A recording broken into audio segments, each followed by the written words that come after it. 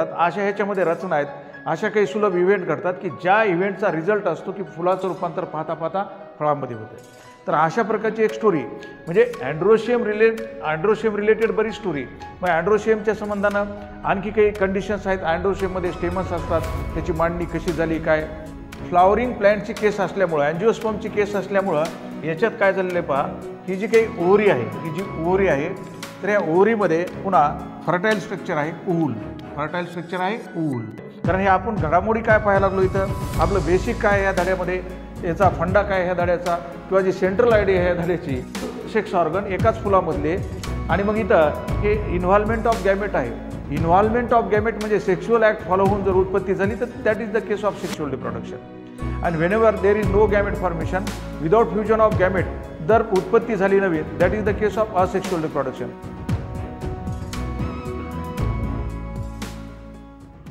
So today we will discuss the one important chapter belongs to the reproduction units of 12th standard NCERT. तो आप देखिए, तर हे Marathi video बनवतोय मी आज, इंग्लिश मराठी असा. तर जे काही तुमचं NCERTचं 12th स्टँडर्ड आहे, ज्याचं फार मोठं महत्त्व आहे रिप्रोडक्शन युनिटचं नीटच्या दृष्टीनं, तर त्याच्या सिलेबसची लेवल पाहिजे आपल्याला आज. तर त्याच्यामध्ये हा जो तुमचा चॅप्टर आहे, हा चॅप्टर लक्षात, चॅप्टर नंबर हा 2 आहे, चॅप्टर नंबर 2 रिप्रोडक्शन युनिटमधला. So the title is like this, sexual reproduction in flowering plants.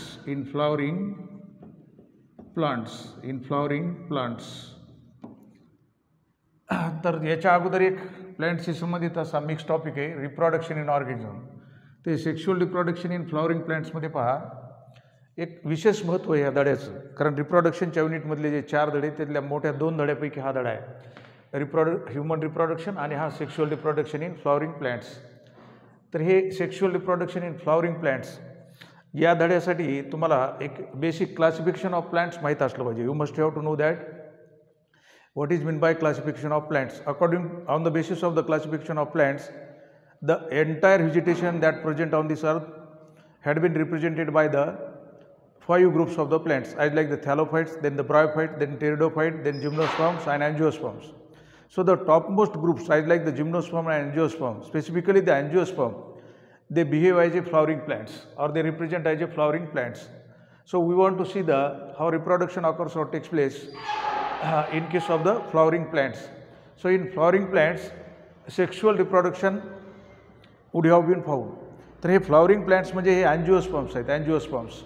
तर बेसिकली तुम्हाला क्लासिफिकेशन ऑफ प्लॅन्ट्स हे एक बेसिक आहे, ते माहीत असलं पाहिजे. 9वी 10वीपासूनच तुम्हाला वनस्पती सृष्टी जी आहे ती 5 गटात विभागलेली, तर ही गोष्ट माहीत असली पाहिजे. जसं की थॅलोफाईट्स आहेत, त्याच्यानंतर ब्रायोफाईट आहेत, त्याच्यानंतर टेरिडोफाईट आहेत. त्याच्यापैकी हे 3 गट जे आहेत ते नॉन फ्लॉवरिंग आहेत. आणि त्याच्यानंतर जिम्नोस्पर्म्स आहेत, त्याच्यानंतर अँजिओस्पर्म्स आहेत. याच्यापैकी स्पेसिफिकली फ्लॉवरिंग, ज्याच्यामध्ये डॉमिनंट असं अपीरन्स आहे फ्लॉवरचं, जे फॅसिनेटिंग ऑर्गन्स आहेत प्लॅन्टच्या बॉडीमधले, कोन फ्लॉवर्स, तर ते रिप्रोडक्टिव्ह ऑर्गन्स आहेत. त्याच्यामुळे त्याच्या सहाय्यानं सेक्शुअल रिप्रोडक्शन हे नोट झालेलं आहे कुठं, फ्लॉवरिंग प्लॅन्ट्समध्ये. तर त्याला संबंधित कशा प्रकारचा सिलेबस प्रोव्हाइड केलेला आहे तुम्हाला, जो की व्हॅलिड आहे नीट एक्झामिनेशनसाठी आणि CBSE बोर्डसाठी. तर याच्यानुसार पहा, आता हे मराठी मीडियमसाठीचा व्हिडिओ म्हणजे नीटला कामी येणारा व्हिडिओ आहे. हे काही त्याला बोर्ड पर्पजला CBSEचं सिलेबस नाही. तर सेक्शुअल रिप्रोडक्शन इन फ्लॉवरिंग प्लांट्समध्ये हे फ्लावर जे आहे पहा, आता इथं एक साधं फ्लावर काढतो मी. हे असं हे फुलाचा देठ आहे, आणि या ठिकाणी ही असं सेंटरला जे काही ऑर्गन आहे त्याच्यामध्ये ही ओव्हरी काढली मी, आणि याच्यामध्ये हे कसं, हे अँजिओस्पर्मिक असल्यामुळे एक ओव्हल काढतो मी, एक ओव्हल फॉर एक्झाम्पल म्हणून.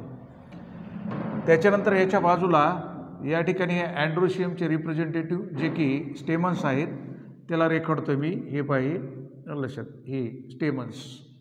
तर याच्यात हा स्टेमन जो आहे असा हा स्टेमन आहे, हे पाहिजे स्टेमन. आणि त्याच्यानंतर याच्या बाहेरून या ठिकाणी हे अशा पद्धतीचं हे ॲपिरन्स आहे कोणाचं, हे पेटलचं, हे पेटलचं ॲपिरन्स आहे. ते हे पेटलचं ॲपिरन्स. आणि याच्या बाहेरून हे कॅलिक्सचं जे रिप्रेझेंटेशन आहे ते सेपलनी केलेलं आहे. हे these are the sepals for example. आणि मग याच्यामध्ये आता हे जे आहे हे टिपिकल फ्लॉवर आहे. या ठिकाणी हे टिपिकल फ्लॉवर आहे, टिपिकल फ्लॉवर. तर या धड्यात विद्यार्थ्यांना सुरुवातीला काय माहीत असलं पाहिजे बघा. What you must have to know here. First you must have to know that what is mean by reproduction, what is mean by reproduction, then the types of reproduction and significance of reproduction.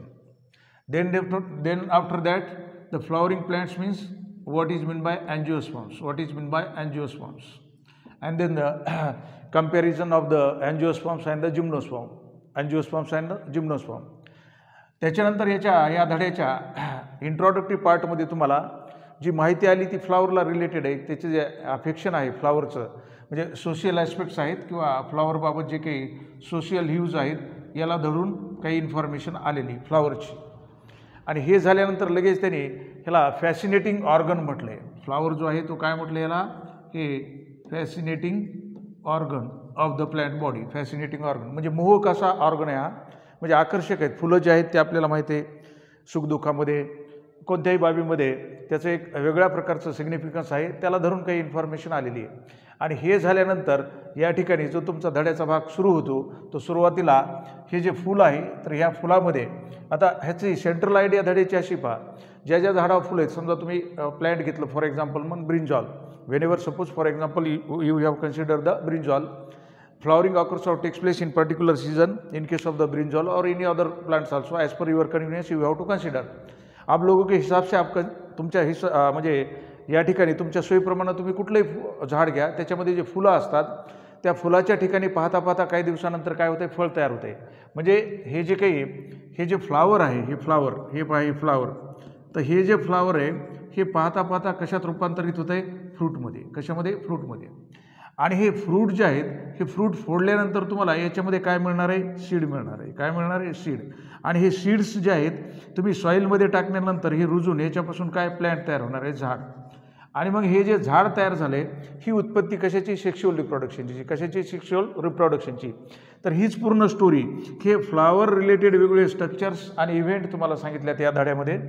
त्याच्यानंतर पुढं हे जे काही seeds आहे आणि सीड्सला related things, त्याच्यानंतर हे fruit formation कसं होतं आहे ती, आणि हे याच्यापासून नवीन झाड कसं होतं आहे याबाबतच्या सगळ्या इन्फॉर्मेशन जी आली ती ह्या चॅप्टरमध्ये आलेली.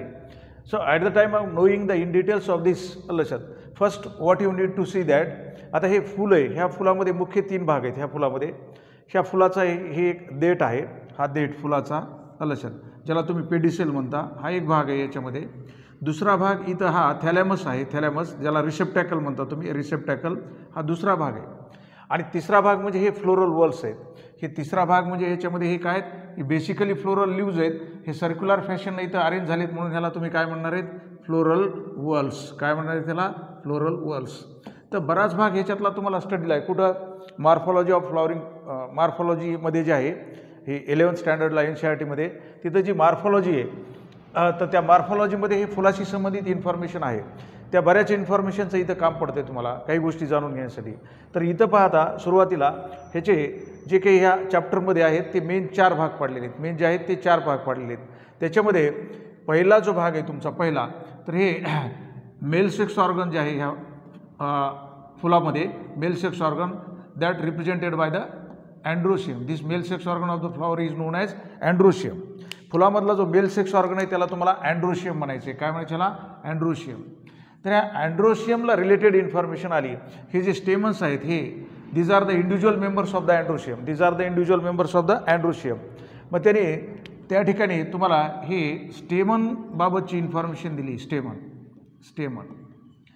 आणि मग स्टेमन जो आहे हा एक स्टेमन हा डिफरन्शिएट झाला आहे 2 भागामध्ये, मुख्यतः 2 भागामध्ये. याच्यामध्ये ह्या फिलामेंट नावाचा एक भाग आहे आणि त्याच्यानंतर हे या ठिकाणी अँथर नावाचा भाग आहे. आणि ह्या अँथरमध्ये तुम्हाला टाईप्स पाहिजे, टाईप्स. आणि हा अँथर जो आहे तो फर्टाईल पार्ट आहे, हा ॲक्च्युअल फर्टाईल पार्ट आहे, त्याच्यामुळे त्याचं महत्त्व आहे. आणि मग अँथरमध्ये जे काही पोलन सॅक्स असतात, हे पोलन सॅक्स इनिशियली प्रिव्हियसली त्याला तुम्ही हे मायक्रोस्पोरेंजिया म्हणता, मायक्रोस्पोरेंजिया मायक्रोस्पोरेंजिया. तर ही मायक्रोस्पोरेंजियम रिलेटेड इन्फॉर्मेशन आहे तुम्हाला, मायक्रोस्पोरेंजियम. कारण तिथं मायक्रोस्पोअर मदर सेल्स असतात. तिथं काय असतात त्याच्यामध्ये, हे मायक्रोस्पोअर मदर सेल्स, और you can see the pollen mother cells, तर ह्या पोलन मदर सेल्स ह्या डिप्लॉइड असतात, ह्या रिप्रोडक्टिव्ह सेल्स असतात. आणि याला धरून एक स्टोरी आली तिथं, काय, मायक्रोस्पोरोजेनेसिस. काय आले तिथं, हे मायक्रोस्पोरोजेनेसिस. तर हा भाग पाहायचा आहे की हे मायक्रोस्पोरोजेनेसिस कसं घडतंय, कुठं, ह्याच्या आतमध्ये कप्पे असतात ज्याला लोकुल म्हणतात तुम्ही, लोकुल लक्षात, हे पोलन सॅक्स असतात. आणि हे मायक्रोस्पोरेंजियम आहे, त्याच्यामध्ये ह्या पोलन मदर सेल्स भरलेल्या असतात. तर तिथं सेल डिव्हिजनमधलं हे मिओसिस घडणार, आणि मिओसिसचा परिणाम म्हणून काय तयार होणार, तिथं पोलन्स तयार होणार. काय तयार होणार, पोलन्स. तर ही स्टोरी. आणि त्याच्यानंतर हे पोलन ग्रेन जे असतात किंवा मायक्रोस्पोर जे आहेत हे तर हे पोलन ग्रेन्स किंवा मायक्रोस्पोर्स ह्याचं शेड होतं आहे, ह्याचं शेडिंग होतं आहे, लक्षात, शेडिंग म्हणजे हे रिलीज होतात. डेहिशन्स ऑफ अँथर झाल्यानंतर, हे जे अंतर आहे याचं डेहिशन झाल्यानंतर हे पोलन ग्रेन रिलीज होतात.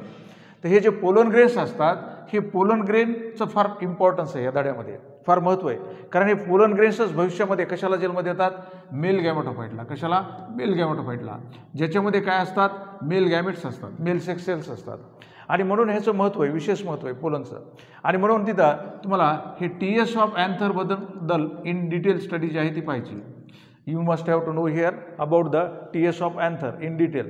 मग ते पाहत असताना त्याचे अँथर वॉल वगैरे आहे, हे अँथर वॉल, त्याचं डिफरन्शिएशन वगैरे आहे, हे डिफरन्शिएशन, ह्या सगळ्या बाबी ज्या आहेत ते पाहायच्यात तिथं. आणि हे पाहिल्यानंतर मग पोलन ग्रेन जे आहे, पोलन ग्रेन, आता हे पोलन ग्रेन हे डेहिशन्स ऑफ अँथर घडते. तर पोलन ग्रेनमध्ये काही चेंजेस होतात, त्याच्यामुळं single celled pollen, two celled pollen अशी इन्फॉर्मेशन आहे. हा पोलन ग्रेन हे डेहिशन्स ऑफ अँथर झाल्यानंतर हेच पोलन ग्रेन इकडे येऊन पडणार आहेत, पोलन ग्रेन्स. हे स्टिग्मावर पडल्यानंतर काही चेंज होतात.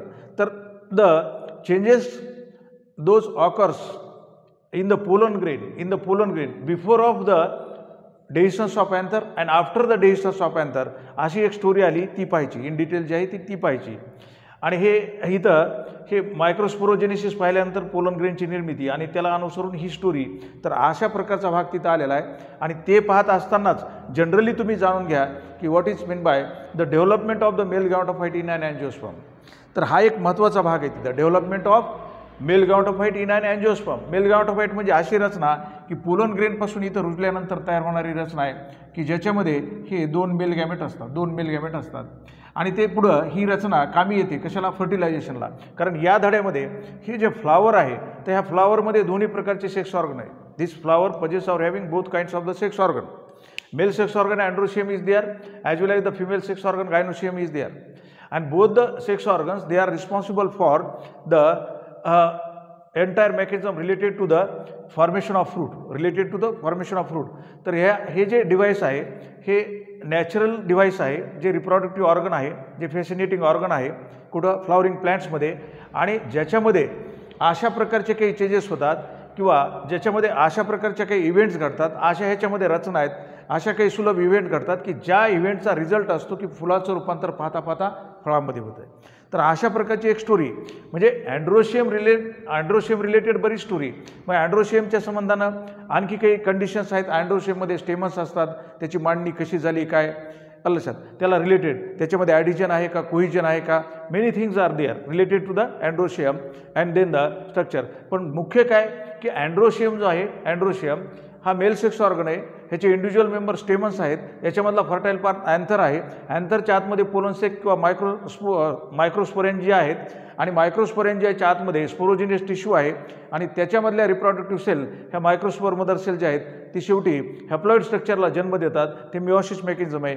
ही बाब मुख्यतः तुम्हाला जाणून घ्यायची त्याच्यामध्ये. तर अशा पद्धतीचं जे अध्ययन आहे, this type of study you need to do in this area or in this region under the title androecium. आणि मग त्याच्यानुसारच त्यांनी NCERT मध्ये तुम्हाला टायटल दिलं आहे. काय टायटल दिलं आहे त्यांनी NCERT नुसार, त्या ठिकाणी तुम्हाला हे की जे काही स्ट्रक्चर आहे त्याला अनुसरून याच्यात हे नाव दिलेलं आहे किंवा तो भाग आहे. हे झाल्यानंतर आता दुसरा सेक्स ऑर्गन जो आहे तो गायनोशियम आहे. तर गायनोशियम रिलेटेड स्टोरी किंवा गायनोशियमचा अभ्यास कशासाठी करायचा आहे ते बघा. तर याच्यात हे दुसरा भाग म्हणजे या धड्यामध्ये हा अँड्रोशियम रिलेटेड जे काही स्ट्रक्चर्स आणि इव्हेंट आहेत ह्या जाणून घेतल्यानंतर after knowing the structures and the events related to the stamens and so on what you must have to know, हे झाल्यानंतर तुम्हाला गायनोशियम आहे. याच्यामध्ये काय आता हे गायनोशियम, हे पाहिजे gynoecium. So this gynoecium means what, this is the female sex organ, this is the female sex organ. आता याच्यामध्ये इंडिव्हिज्युअल मेंबर जे आहेत याच्यामधले हे कार्पेल्स आहेत. हे काय कार्पेल्स, किंवा याला तुम्ही गायनोशियमला सुद्धा पिस्टिल म्हणू शकता किंवा कार्पेलला पिस्टिल म्हणू शकता. ह्याचं डिफरन्शिएशन झालं आहे कार्पेलचं. तर हे कार्पेलचं जे डिफरन्शिएशन झालं आहे तर याच्यामध्ये बेसल फर्टाईल हे ओव्हरी आहे, त्याच्यानंतर याच्यामध्ये हे स्टाईल आहे स्टाईल, आणि त्याच्यानंतर हे स्टिग्मा आहे. तर हे कार्पेल म्हणजे काय, each member of the gynoecium is known as carpel और the each member of the pistil that is known as the carpel. आणि हे पाहिल्यानंतर आता हा ओव्हरी जो आहे, ही ओव्हरी तुम्हाला माहिती आहे की ॲनिमलच्या बॉडीमध्ये सुद्धा ह्युमन फिमेलमध्ये ओव्हरी आहे, फिमेल सेक्स ऑर्गन आहे, आणि या ठिकाणी सुद्धा ही ओव्हरी आहे, हे फिमेल सेक्स ऑर्गनच आहे फर्टाईल पार्ट आहे. कारण गायनोशियमच काय आहे, हे कार्पेल अनेक असतात, पुन्हा त्याच्यात कंडिशन पडतात, त्याच्यामध्ये अपोकार्पस सिनकार्पस वगैरे, म्हणजे how many number of the carpels are present here on that basis they are adhered to each other or not, accordingly the different conditions are there. Similarly here also in case of the stamens, the how many number of the stamens are there, are they adhered to each other or not, on that basis also the different conditions they had been given in this under the title androecium as well as under the title gynoecium. आता ovary मध्ये गेल्यानंतर काय की हे flowering plant आहे, हे काय आहे, what is this, this is the हे फ्लॉवरिंग प्लांटची केस असल्यामुळं, अँजिओस्पर्मची केस असल्यामुळं याच्यात काय झालेलं आहे पहा, ही जी काही ओव्हरी आहे, ही जी ओव्हरी आहे तर या ओव्हरीमध्ये पुन्हा फर्टाईल स्ट्रक्चर आहे ओव्हूल, फर्टाईल स्ट्रक्चर आहे ओव्हूल, हे ओव्हूल. तर what is mean by ovule हे जाणून घ्यायचं तुम्हाला. This is also known as megasporangium. ह्याला तुम्हाला मेगास्पोरेंजियम असं सुद्धा म्हणायचं आहे. काय म्हणायचं आहे, मेगास्पोरेंजियम. तर हे जे अँजिओस्पर्मिक ओव्हूल आहे तर ओव्हूलमध्ये ओव्हूलचे टाईप्स व्हायचे. You must have to know the types of ovule. जसं की तसं अनेक टाईप्स ओव्हूलमध्ये, परंतु या चॅप्टरशी संबंधित एक NCERTची बाब म्हणून जर तुम्हाला जाणून घ्यायचं असेल तर त्याच्यात किमान आर्थोट्रॉपस ओव्हूल आणि अनाट्रॉपस ओव्हूल जाणून घ्यायचे. आणि अनाट्रॉपस ओव्हूल हा इन्व्हर्टेड टाईप ओव्हूल असतो, उलटमुखी ओव्हूल, तर तो अँजिओस्पर्ममध्ये किंवा फ्लॉवरिंग प्लांटमध्ये आहे. मग त्याला रिलेटेड काय झालं आहे, ओव्हूल एकदा जाणून घेतला की structural and functional aspects of the ovule जाणून घ्यायचे. स्ट्रक्चरल हे पाहे, structural and functional aspects of the ovule. Aspects म्हणजे विविध बाबी, संबंधित बाबी, हे रचनात्मक आणि कार्यात्मक बाबी तुम्हाला अनाट्रॉपस ओव्हूलच्या फ्लॉवरिंग प्लांट्स किंवा ह्या अँजिओस्पर्ममधल्या अनाट्रॉपस ओव्हूलच्या जाणून घ्यायच्यात, हे लक्षात ठेवा. आर्थोट्रॉपस ओव्हूलच्या नाही किंवा अदर टाईप ऑफ ओव्हूलच्या नाही. हे ओव्हूलबाबत, कारण हे ओव्हूल म्हणजे काय, भविष्यातलं सीड आहे. Ovule means that is the forerunner of seed, आणि म्हणून ते विशेष महत्त्व आहे. कारण हे आपण घडामोडी काय पाहायला लागलो इथं, आपलं बेसिक काय या धड्यामध्ये, याचा फंडा काय ह्या धड्याचा, किंवा जी सेंट्रल आयडिया ह्या धड्याची ती अशी की हे फूल जे आहे, जिथं झाडावर फुलं आले असतात तिथं पाहता पाहता त्या फुलाचं रूपांतर कशामध्ये होतं आहे, फ्रूटमध्ये होतं आहे. आणि फ्रूट फोडल्यानंतर त्याच्यामध्ये काय निघतं आहे, सीड निघतं आहे. सीड जमिनीत टाकल्यानंतर ते उगवतं, नवीन झाड तयार होतं आहे. तर हे दोन सेक्स ऑर्गन एकाच फुलामधले. आणि मग इथं हे इन्व्हॉल्वमेंट ऑफ गॅमेट आहे. इन्व्हॉल्वमेंट ऑफ गॅमेट म्हणजे सेक्शुअल ॲक्ट फॉलो होऊन जर उत्पत्ती झाली तर that is the case of sexual reproduction. And whenever there is no gamete formation without fusion of gamete, जर उत्पत्ती झाली नवीन, that is the case of asexual reproduction. So that are the basic things and you must have to know that. तर या ठिकाणी पाहता हे ओव्हूलची रचना पाहिल्यानंतर ओव्हूलच्या आतमध्ये हे मेगास्पोरेंजियम जे आहे, मेगास्पोरेंजियम, तर हे मेगास्पोरेंजियम तर याच्यामध्ये काही सर्टन चेंजेस होतात. हे सर्टन चेंजेस होत असताना एक फंक्शनल मेगास्पोरची निर्मिती होत असते, फंक्शनल मेगास्पोर. आणि हा फंक्शनल मेगास्पोर हा हेप्लॉइड स्ट्रक्चर आहे. दिस इज द हेप्लॉइड स्ट्रक्चर. इथं सुद्धा मिओसिसचं मेकॅनिझम आहे. आणि हे झाल्यानंतर हे फंक्शनल मेगास्पोर एनलार्ज होतो. आणि हा फंक्शनल मेगास्पोर एनलार्ज झाल्यानंतर याच्यामध्ये हे लक्षात, ही एक सेल, ह्या दोन सिनर्गिड, त्याच्यानंतर हे सेकंडरी न्यूक्लियस आणि हे अँटीपोडल सेल्स. तर असं एक 7 सेल्ड आणि 8 न्यूक्लिएटेड स्ट्रक्चर अस्तित्वात येतं. हे 7 सेल्ड अँड 8 न्यूक्लिएटेड स्ट्रक्चर जे आहे ते अस्तित्वात येतं. तर हे जी रचना आहे ह्यालाच तुम्ही हे एम्ब्रिओ सॅक म्हणता. This is the case of embryo sac. याला एम्ब्रिओ सॅक म्हणतात. और this is the female gametophyte, और you can say this is the female gametophyte. तर ही फिमेल गॅमेटोफाइटची डेव्हलपमेंट आहे कुठं, ओव्हलच्या मध्ये. ही development of female gametophyte in an angiosperm. तर असं एक मोठा भाग आहे, तो स्टडी करणं प्रॉपरली आवश्यक आहे तुम्हाला. त्याच्याबाबतली सगळी टर्मिनॉलॉजी तुम्हाला आली पाहिजे, त्याच्याबाबतली सगळ्या टर्मिनॉलॉजी. कारण हा धडा जो आहे हे थेरॉटिकल ॲस्पेक्टचा धडा आहे. लक्षात, याच्यामध्ये कॉन्सेप्टपेक्षा थेरॉटिकल ॲस्पेक्ट मोठ्या प्रमाणात आहे आणि त्याच्यामुळं different types of the word आणि ती टर्मिनॉलॉजी आणि त्याला related meaning that whenever you know then it is possible for you to resolve the tough or advanced type of questioning, otherwise does not in the NEET examination. कारण बऱ्यापैकी हे twist करून इथं scope असतो याला questioning करायला, कारण इथं प्लॉयडी वगैरेचा पण संबंध आहे आणि त्याच्याबरोबर हे सेल डिव्हिजनच्या मेकॅनिझमचा पण संबंध आहे. बाकी सगळी जी काही रिप्रोडक्शन फिनॉमिनन आहेत त्याला संबंधित बाबीत. तर या पद्धतीनं हे गायनोशियम रिलेटेड. आता बाकी इथं हे कॅलिक्स वगैरे आहे, त्याचे इंडिव्हिज्युअल मेंबर सेपल्स आहेत, हे करोला आहे, त्याचे इंडिव्हिज्युअल मेंबर पेटल्स आहेत. ह्याची थोडीफार जी काही माहिती आलेली असेल ती त्याच्यानुसार तुम्ही ती पाहून घ्या. आता हे झाल्यानंतर पहा, हे 2 सेक्स ऑर्गन आणि हे 2 सेक्स ऑर्गन ह्याच्यामध्ये निर्मिती हे मायक्रोस्पोरोजेनेसिसचं मेकॅनिझम आणि त्याच्यानंतर इथं ओव्हलच्या आतमध्ये मेगास्पोरोजेनेसिसचं मेकॅनिझम. त्याला महत्त्व आहे. तिथं सेल डिव्हिजनचं रिलेशनशिप आहे, तिथं प्लॉयडीची रिलेशनशिप आहे, त्याच्यानुसार प्लॉयडी रिस्टोरची रिलेशनशिप आहे. ही सगळ्या बाबी तुम्हाला इथं जाणून घ्यायच्यात, त्या संबंधानं त्याचं महत्त्व आहे त्या ठिकाणी. हा भाग झाल्यानंतर त्याच्यात पहा, आता हा भाग झाल्यानंतर पुढं याच्यामध्येच तुम्हाला हे आता हे महत्त्वाचे 2 भाग आहेत त्याचे. These are the main 2 things related to this chapter. That is the structures and the events associated with the androecium as well as the structure and events associated with the gynoecium. By knowing this, further what you need to know or what you must have to know, see here. तर ह्याच्यात पुढं जे माहिती पाहिजे तुम्हाला ते पहा. हे डेसिस ऑफ आंतर झाल्यानंतर परागकण इथं जाऊन पडतात. तर ही पॉलिनेशन जे आहे, फेनॉमेनॉन ऑफ पॉलिनेशन. कारण सेक्शुअल रिप्रोडक्शनमध्ये ही इव्हेंट फार महत्त्वाची, पॉलिनेशन. कारण पॉलिनेशन झालं तर फर्टिलायझेशन होणार आहे. पहिलं तर काय की हे पोलन ग्रेन इथं जाऊन पडले, मेल गॅमेटोफाइटचा विकास झाला. त्याच वेळेला मेल गॅमेटोफाइटचा विकास होत असताना खाली ओव्हलच्या आतमध्ये डेव्हलपमेंट ऑफ फिमेल गॅमेटोफाइट झाले. कारण हे गॅमेटोफाइट विकसित झाले आणि ते जवळजवळ येणार आहेत. तर ते जवळजवळ आल्यानंतर फर्टिलायझेशन होणार आहे. पण त्याच्यासाठी अगोदर काय की हे परागकण जाऊन इथं पडले पाहिजेत आणि पुन्हा ते रुजून हे घडणार आहे. आणि म्हणून हे पॉलिनेशन नावाची इव्हेंट महत्त्वाची. पॉलिनेशन जे आहे त्याच्यामध्ये टाईप्स आहेत. Here you should have to know that what is mean by pollination, then the types of pollination. त्याच्यात मेन प्रकार जे आहेत पॉलिनेशनचे 2 आहेत. एक आहे हे सेल्फ पॉलिनेशन, एक केस आहे याच्यामध्ये ही सेल्फ पॉलिनेशनची. ह्याच्यात 2 टाईप्स आहेत. त्याच्यानंतर ही दुसरी केस आहे क्रॉस पॉलिनेशनची, ह्याला ॲलोगॅमी म्हणतात. This is also known as the allogamy. मग सेल्फ पॉलिनेशनमध्ये एक केस आहे ॲटोगॅमीची आणि दुसरी केस आहे गिएटोनोगॅमी और गायटेनोगॅमी. त्याच्यानंतर ह्या ॲलोगॅमीमध्ये एक झिनोगॅमीची केस आहे, झिनोगॅमी आणि दुसरी ह्याच्यात हायब्रिडायझेशनची केस आहे जी इथं दिलेली नाही. हायब्रिडायझेशनची केस अलग लक्षात. हे पॉलिनेशन. तर हे पॉलिनेशनचे टाईप जाणून घ्यायचे तुम्हाला. पॉलिनेशनचे टाईप हे जाणून घेतल्यानंतर याच्यात हे उदाहरणं वगैरे सगळे पाहिजेत, ते लक्षात ठेवायचे. हे सिंगल फ्लॉवरशी संबंधित पॉलिनेशन आहे, 2 फ्लॉवर्सशी संबंधित आहे हे लक्षात. हे 2 फ्लॉवर्स बट ऑफ डिफरंट प्लॅन्टशी संबंधित आहे. हेही तसंच आहे, त्याच्यात थोडा चेंजेस आहेत, ते इन डिटेल आहेत डिस्क्रिप्शन किंवा इल्युसिडेशनच्या वेळेस मी सांगेन. पॉलिनेशन झाल्यानंतर हे एजंट्स पहा, एजंट्स फॉर पॉलिनेशन. हे पॉलिनेशनमध्ये इन्व्हॉल्व झालेले एजंट्स किंवा तुम्ही त्याला एजन्सीज ऑफ पॉलिनेशन असं म्हणू शकता. एजन्सीज ऑफ पॉलिनेशन हे जाणून घ्यायचं आहे. हे एजन्सीज ऑफ पॉलिनेशन जाणून घेत असताना हे 2 प्रकारचे एजंट्स पॉलिनेशनमध्ये इन्व्हॉल्व झालेले आहेत.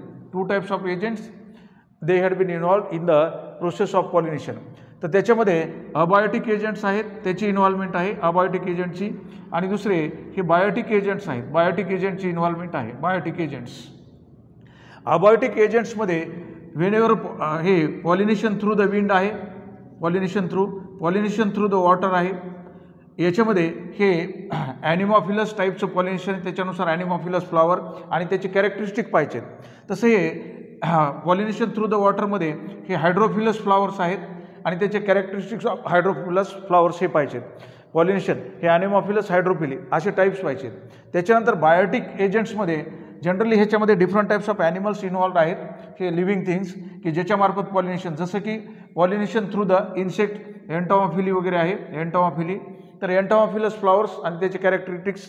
त्याच्यानंतर हे पॉलिनेशन थ्रू द स्नेक वगैरे आहे किंवा रेप्टाईल्स, ओपिओफिली त्याचे ते ओपिओफिलस फ्लॉवर्स वगैरे, myrmecophily, chiropterophily, ornithophily, pollination through the bird, pollination through the bat.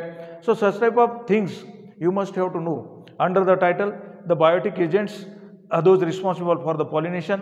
Here the abiotic agent those responsible for the pollination. तर ह्याचे सगळे वेगवेगळे उदाहरणं आलेत, त्याचे ते कॅरेक्टरिस्टिक्स वगैरे आलेत, कॅरेक्टरिस्टिक्स. तर या पद्धतीची इन्फॉर्मेशन याच्यामध्ये तुम्हाला माहीत असली पाहिजे अंडर द टायटल पॉलिनेशन.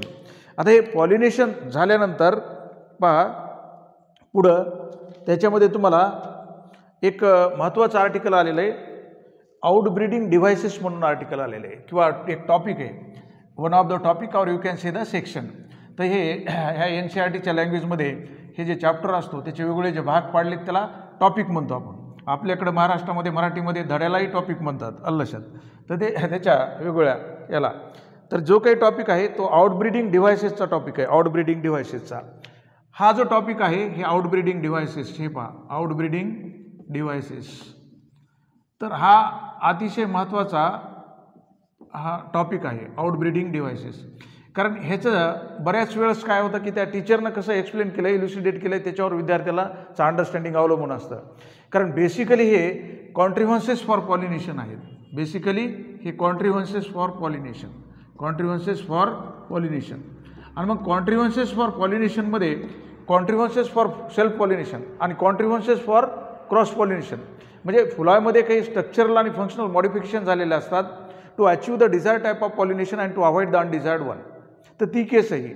आणि मग याच्यामध्ये काय की आता कॉन्ट्रिव्हन्सेस फॉर द क्रॉस पॉलिनेशन और ॲलोगॅमी, तर ते आउटब्रीडिंग डिव्हायसेस म्हणून त्याला संबोधलेलं आहे. जसं की सेल्फ स्टरिलिटी आहे, सेल्फ स्टरिलिटी किंवा सेल्फ इनकम्पॅटेबिलिटी आहे.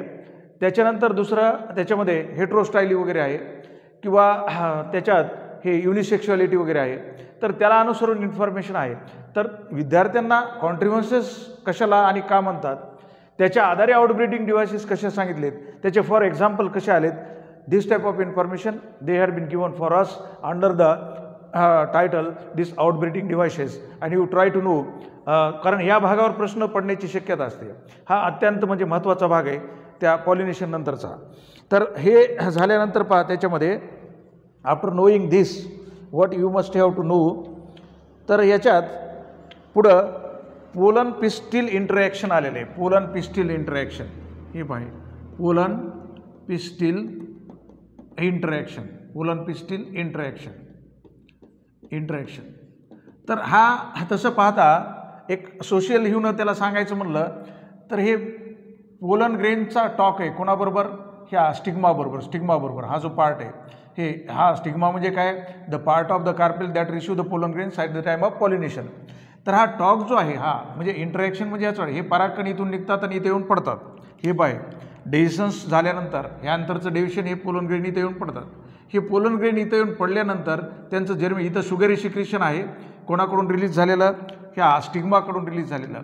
आणि मग हे त्या ठिकाणी काही सर्टन केमिकल्स असतात की ज्याच्यामुळं इथं हे ॲक्सेप्टन्स होणार पोलन ग्रेनचं किंवा रिजेक्शन होणार.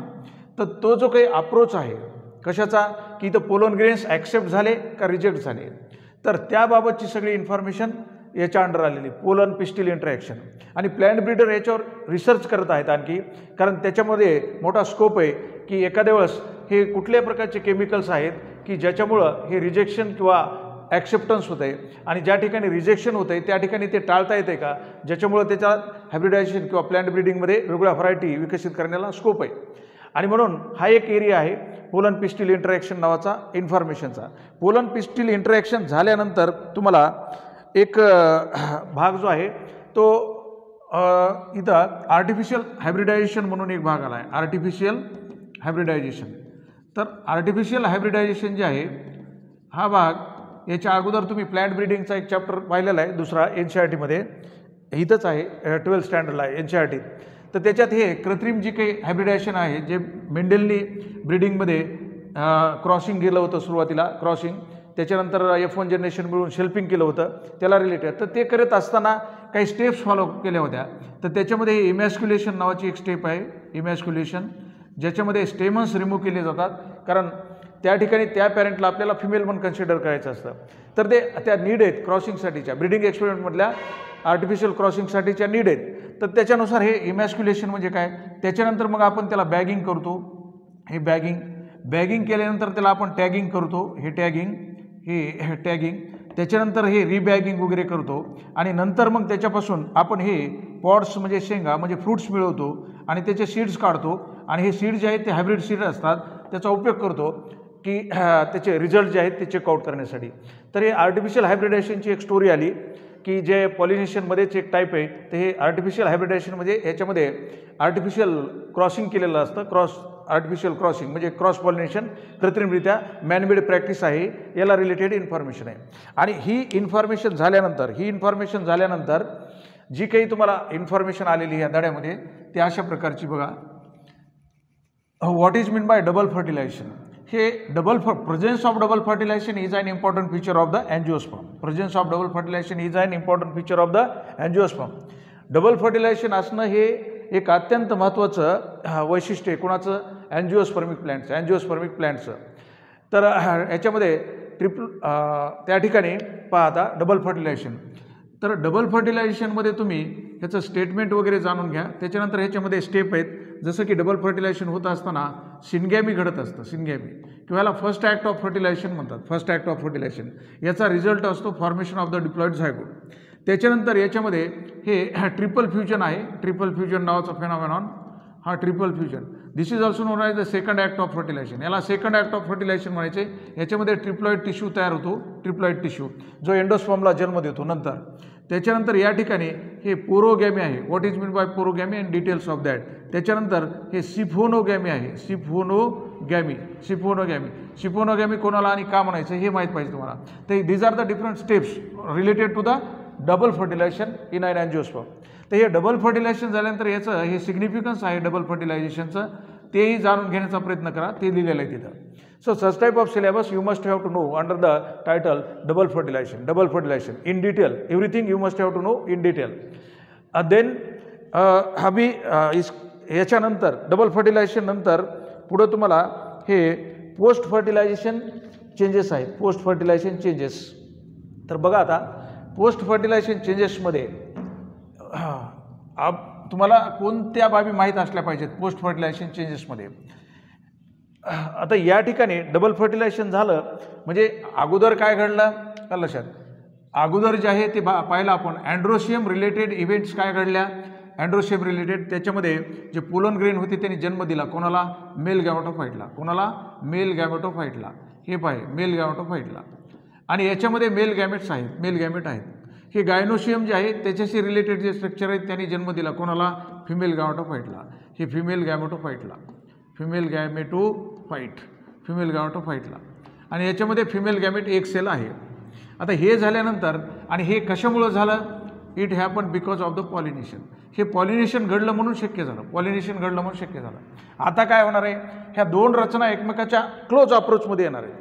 मेल गॅमेटोफाइट आणि female gametophyte approach to each other for the purpose काय की हे झाल्यानंतर आता फर्टिलायझेशन होणार आहे. काय होणार आहे? फर्टिलायझेशन.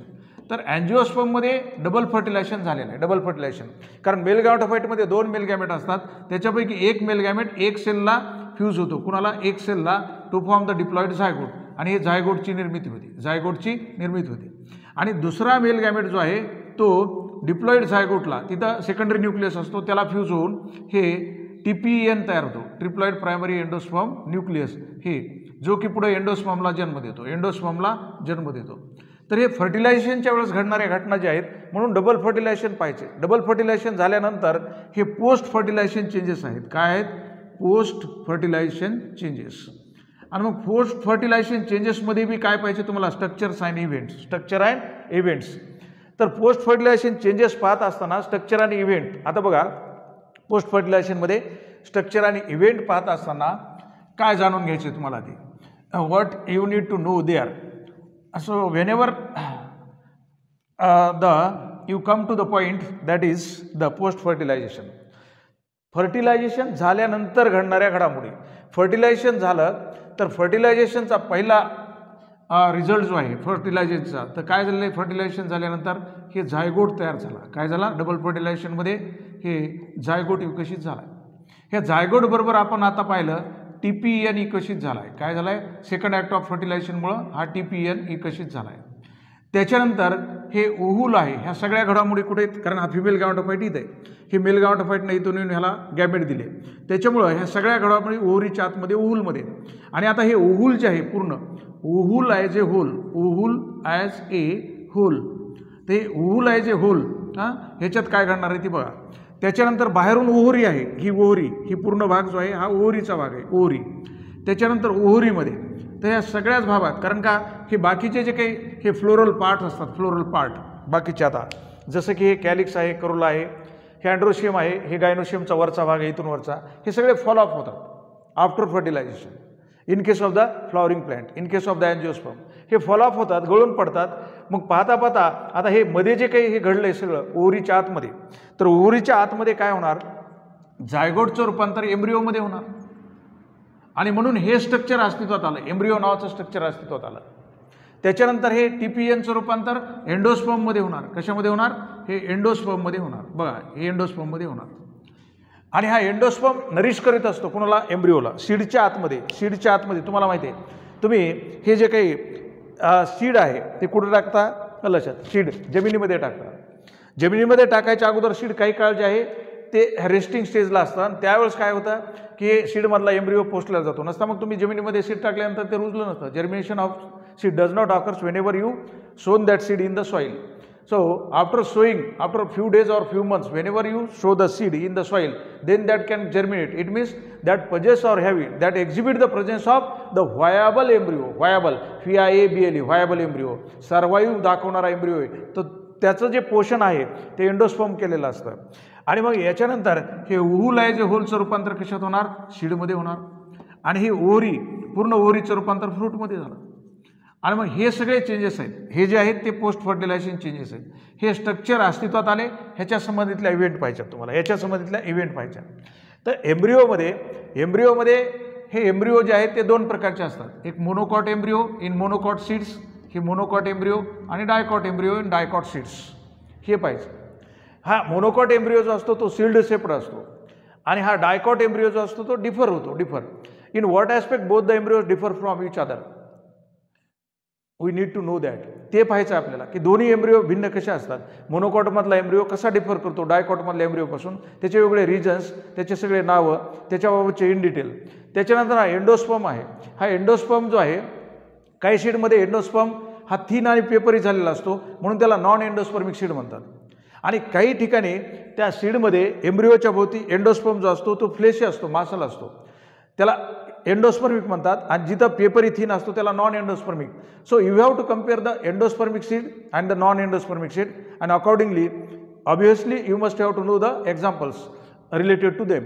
त्याच्यानंतर दुसरं हे जे आहे की हे एम्ब्रिओ एंडोस्पर्म जाणून घेतल्यानंतर एंडोस्पर्ममध्ये टाईप पडलेले आहेत. एंडोस्पर्ममध्ये टाईप ते जर रेकॉर्डवर आलेले असतील एनसीईआरटी तर ते पाहून घ्यायचे टाईप्स, की एंडोस्पर्मचे वेगवेगळे प्रकार कशाच्या आधारे पडलेले आहेत ते. त्याच्यानंतर हे सीड आहे. त्याच्यानंतर काय, हे सीड आहे. आता हे सीड जे आहे हे भविष्यातलं प्लॅन्ट आहे. सीड म्हणजे भविष्यातलं प्लॅन्ट आहे. तर सीडमध्ये त्यांनी काय केलं तुम्हाला, सीडमध्ये काही सीडमध्ये ते अल्बुमिन नावाचं प्रोटीन एंडोस्पर्म असल्यानंतर जास्त असतं, काहीमध्ये नसतं. तर अल्बुमिनस सीड आणि हे नॉन अल्बुमिनस सीड ह्याचं कम्पॅरिझन दिलं आहे, ते जाणून घ्यायचं आहे. ते जाणून घेतल्यानंतर सीडमध्ये आणखी सीडच्या बाबतीमध्ये तुम्हाला काय माहीत असलं पाहिजे, पहा की हे सीड जे आहे ते डॉर्मन्सी पिरियड दाखवतं, डॉर्मन्सी पिरियड. आणि मग what is mean by dormancy and the things related to that. त्याच्यानंतर सीडबाबत बरेच काही सीडच्या व्हायबिलिटीच्या संदर्भानं आर्किओलॉजिकल ॲस्पेक्ट आलेत, ते पण माहीत असले पाहिजे. की पुरातन काळामध्ये काही सीड किती वर्षासाठी व्हायबल फॉर्ममध्ये राहत होते, काही महिन्यासाठी राहतात, काही दिवसासाठी राहतात, जनरली महिन्यासाठी आणि वर्षासाठी, काही हजारो वर्षे राहतात. तर अशी एक स्टोरी आहे त्याला सीडला रिलेटेड मोठी, ती पाहून घ्यायची. आणि ती सीडच्या बाबतीतली स्टोरी पाहिल्यानंतर पुढं तुम्हाला त्याच्यामध्ये हे पहा, याला अनुसरून त्या ठिकाणी हे फ्रूट पाहायचं आहे. What is mean bye fruit. आणि मग फ्रूटमध्ये हे पाहिजे फ्रूट किंवा इथं आहेच हे फ्रूट लिहिलेलं. तर ह्या फ्रूटच्या संदर्भानं पाहत असताना ट्रू फ्रूट कोणाला माहिती, फॉल्स फ्रूट कोणाला माहिती, त्याच्यानंतर पार्थिनोकार्पिक फ्रूट्स वगैरे कोणाला माहिती, त्याचे कोणते एक्झाम्पल आले ट्रू फ्रूटचे, फॉल्स फ्रूटचे, ते तिथं आलेले आहेत. ते सगळे एक्झाम्पल माहीत असले पाहिजेत रिस्पेक्टिव्ह. आणि त्याच्यानंतर पार्थिनोकार्पिक फ्रूट कोणते सांगितले ते पाहिजे. आणि शेवटी हे ॲपोमेक्टिक सीडचा सिद्धांत आला आहे किंवा ॲपोमेक्टिक सीड्स कोणाला आणि का म्हणायचं, त्याचे काही फायदे, सिग्निफिकन्स किंवा इम्पॉर्टन्स आलेलं आहे ॲपोमेक्टिक सीडचं. पुन्हा पॉली एम्ब्रिओनी आलेली, काही सीडमध्ये काय झालेलं असतं, मोर दॅन वन एम्ब्रिओ असतात, त्याला पोली एम्ब्रिओनी म्हणतात. तर ही पोली एम्ब्रिओनी वगैरे हे सीडला रिलेटेड आलेली. So such type of syllabus they had been provided for you under the title sexual reproduction in flowering plants. Sexual reproduction in flowering plants.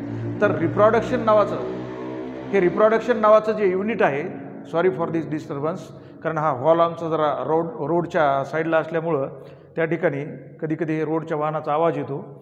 तर या पद्धतीनं हे सेक्शुअल रिप्रोडक्शन इन फ्लॉवरिंग प्लांटचा सिलेबस त्यांनी सेट केलेला आहे. They built up the story with the help of this type of the structures and the event associated with this. So the pollination is must for the purpose of fertilization, and only after fertilization this type of post fertilization changes happen, and that changes responsible for formation of the embryo, endosperm nourishes for the embryo. That's why inside the seed embryo remain in viable form, then the seed that behave as a future plant, and this seed they are always enclosed inside the fruit, and hence this is the case of angiosperm. Angiosperm is closed, then spermosperm is seeds. Whenever the seeds are enclosed inside the fruit wall, then that referred out term as a angiosperms, and angiosperm means these are the flowering plants. So such type of sexual reproduction takes place or occurs in the angiosperm. तर अशा प्रकारची story याच्यामध्ये तुम्हाला माहीत असली पाहिजे. आणि मग याच्या आधारे तुम्ही प्रिपरेशन करायची कशी, point to point, article to article, म्हणजे topic to topic, with the help of the proper reading of the NCERT and proper understanding and comprehension of that status of the NCERT, then only possible for you to resolve. आणखी याच्यामध्ये एक्सप्लेनेशनच्या वेळेस, इल्युस्ट्रेशनच्या वेळेस मी सांगन की ते ploidy related काही problem येत असतात, त्याला रिलेटेड ते विचारतात. ते कसे विचारतात काय, ते एक प्रॉबेबिलिटी आहे की त्या भागामध्ये त्यांना स्कोप आहे विचारायला. ते microspore mother cell, megaspore mother cell एवढ्या असल्या तर किती सेलला, की मेगास्पोर मदर सेल किंवा एवढे सीड्स तयार झाले तर मिओसिस किती वेळेस घडणार, कारण ते फर्टिलायझेशन इव्हेंटला वगैरे संबंधित बाब आहे की मेगास्पोरोजेनेसिस होणार, मायक्रोस्पोरोजेनेसिस होणार, तिथं मिओसिसचा इव्हेंट घडणार. मग मायक्रोस्पोरोजेनेसिसमध्ये एक मायक्रोस्पोर मदर सेल 4 पोलनला जन्म देणार, तर एक मेगास्पोर मदर सेल एकाच मेगास्पोरला जन्म देणार. ह्याला रिलेटेड 4x1 ची स्टोरी आहे ती. तर we will be discuss that at the time of the elucidation of this chapter. So thank you for all of you to listen me peacefully.